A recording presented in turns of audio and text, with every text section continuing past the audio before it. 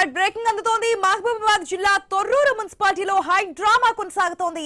సమావేశం వాయిదా వేయాలని కాంగ్రెస్ పట్టుబట్టింది.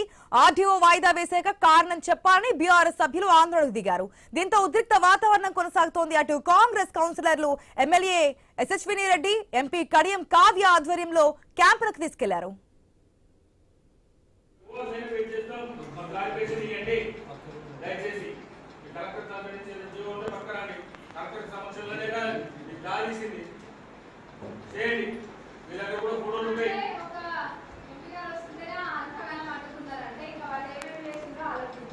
వాళ్ళు ఎక్కువ రాణిస్తారు అట్లా ఉండదండి.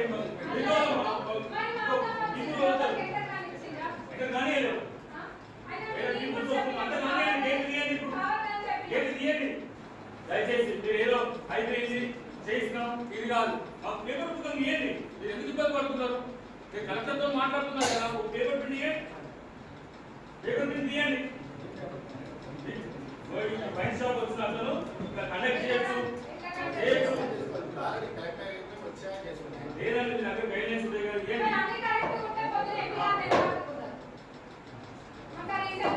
ఆయన ఎందుకు వస్తారు అంటే ఇక్కడ ఏమైనా మ్యానిపులేట్ చేసిపోయిందా?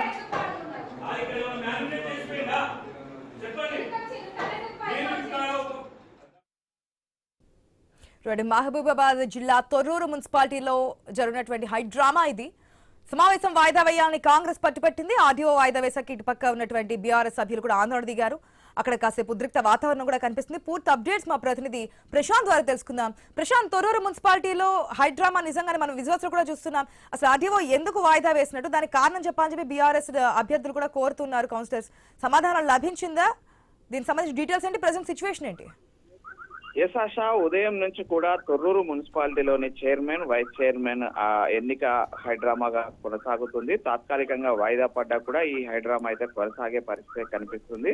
ఉదయం అటు బీఆర్ఎస్ క్యాంపు నుంచి 9 మంది కౌన్సిలర్లు ప్రత్యేక వాహనంలో రాగా 7 కౌన్సిలర్లు ప్లస్ ఎక్స్ అఫీషియో సభ్యులుగా ఉన్న ఎమ్మెల్యే, ఎంపీ 9 మంది వాళ్ళు కూడా ఉదయం మున్సిపాలిటీకి చేరుకొని ఆర్డీఓ గణేష్ ఆధ్వర్యంలో ప్రమాణ స్వీకారాలు అయితే పూర్తి చేశారు. అనంతరం 12 గంటలకు నోటిఫికేషన్, చైర్మన్, వైస్ చైర్మన్ ఎన్నికకు నోటిఫికేషన్ ఇచ్చిన కొద్దిసేపటికే అటు బీఆర్ఎస్, కాంగ్రెస్ ఇరుపక్షాలు కూడా ఒకరిపై ఒకరు ఎక్స్ అఫీషియో ఓటు పైన బీఆర్ఎస్ వాళ్ళు కంప్లైంట్ చేస్తే బీఆర్ఎస్ అభ్యర్థిలో ఒకతను పైన అటు ప్రభుత్వానికి ఎక్సైజ్ శాఖకు అటు బాకీ ఉన్నాడంటూ కూడా అతని పైన ఆరోపణలు చేశారు. ఆరోపణలు ప్రత్యారోపణల నడుమ ఆర్డీఓ వాయిదా వేస్తూ అధికారికంగా ప్రకటించాడు. అయితే అందులో హైడ్రామా కూడా కొనసాగింది. ఎందుకు వాయిదా వేశారో చెప్పాలంటూ కూడా బీఆర్ఎస్ నేతలు తొలుత పట్టుపట్టారు. అంతకు ముందు కాంగ్రెస్ శ్రేణులు కూడా ఖచ్చితంగా వాయిదా వేసి తీరాల్సిందే, అటు బీఆర్ఎస్ అభ్యర్థి ప్రభుత్వానికి బాకీ ఉండగానే ఎన్నికల నిర్వాహకులను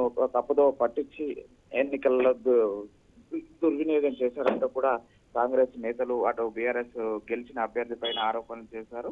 అటు ఎక్స్ అఫీషియో ఎంపీ ఓటు పైన వాళ్ళు కూడా ప్రత్యారోపణలు చేశారు. ఇలా కాసేపు వాగ్వివాదం అనంతరము వాయిదాకు కాంగ్రెస్ పట్టుపట్టింది. వాయిదా ప్రకటించిన తర్వాత అటు బీఆర్ఎస్ పట్టుపట్టి ఆందోళన చేశారు. అయితే ఆందోళన అనంతరము అధికారికంగా ప్రకటించిన తర్వాత ఇది అమల్లోకి వస్తుంది, కోడ్ అమల్లో ఉంది కాబట్టి మీరు ఆందోళన చేస్తే దానిపైన చట్టరీత్యా చర్యలు తీసుకోవాల్సి ఉంటుందని చెప్పేసి చెప్పడంతో అయితే ఇరు వర్గాలు శాంతించారు. అయితే రేపు మధ్యాహ్నం 12:30కు వాయిదా వేసి ఆర్డీఓ అక్కడి నుంచి వెళ్ళిపోవడంతో అయితే తిరిగి ఇరు వర్గాలకు సంబంధించి అటు కాంగ్రెస్ 7 కౌన్సిలర్లతో అటు ఎమ్మెల్యే, ఎంపీ తిరిగి కాంగ్రెస్ క్యాంపుకు బయలుదేరగా ఇటు బీఆర్ఎస్ 9 మంది కౌన్సిలర్లు బయటకు వచ్చి ప్రత్యేక బస్సులో అటు మాజీ మంత్రి స్వగ్రామైన పర్వతగిరికి కొద్దిసేపటి క్రితమే బయలుదేరారు ఆశ. దీంతో అయితే ఈ హైడ్రామా ఉత్కంఠకు ఇంకా తెరపడదు. తాత్కాలిక అయితే వాయిదా పడింది. కానీ రేపు మధ్యాహ్నము జరిగేటువంటి 12:30కు జరిగేటువంటి చైర్మన్, వైస్ చైర్మన్ ఎన్నిక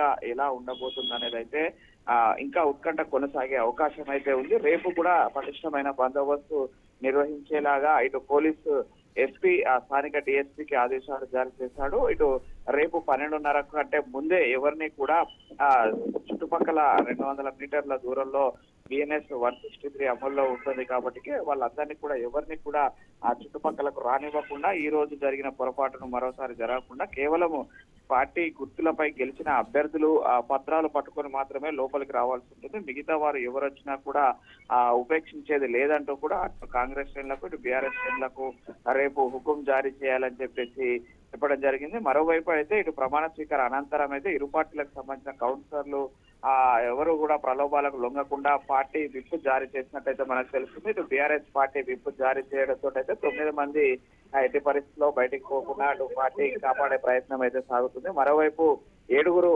కాంగ్రెస్ కౌన్సిలర్లు 2 ఎక్స్ ఆఫీషియో ఎమ్మెల్యే ఎంపీ కూడా తమ యొక్క పట్టును నిలుపుకోవడం కోసం అయితే ఈ విశ్వ ప్రయత్నాలు కొనసాగే అవకాశం అయితే ఉంది ఆశ. దీంతో అయితే రేపు మధ్యాహ్నం 12:30 వరకు ఈ హైడ్రామా కొనసాగనుంది ఆశ.